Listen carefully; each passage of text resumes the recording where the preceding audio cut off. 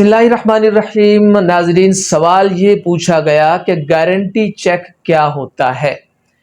गुजारिश है कि चंद रोज कबल मेरा एक क्लाइंट मेरे पास आया और उसने मुझे बताया कि उसने किसी से 50 लाख रुपए लेने थे।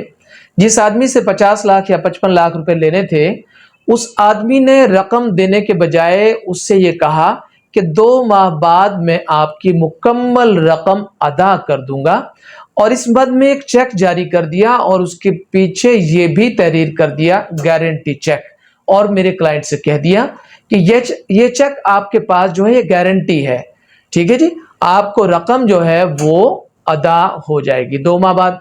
2 माह का वक्त गुजर गया, पैसे अदा नहीं हुए। उस चेक को लेकर मेरा क्लाइंट जो है बैंक गया, बैंक वालों ने उसे कैश करने से इनकार कर दिया और कहा कि यह गारंटी चेक है।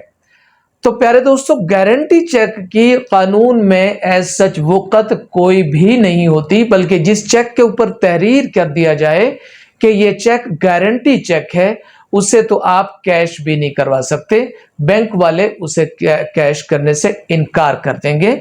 और जब पर्चा दर्ज होगा और उसमें जब मुल्जिम को जमानत करवानी पड़ेगी और वह सिंपली लाकर अदालत को यह दिखाएगा कि यह चेक जनाब गारंटी के तौर पर मुद्दई को दिया गया था कि फला बंदे से इसका कोई मामला था, तो मैंने बतौर गारंटी इसको यह चेक दे दिया, अपनी रकम को तो वो तस्लीम ही नहीं करेगा।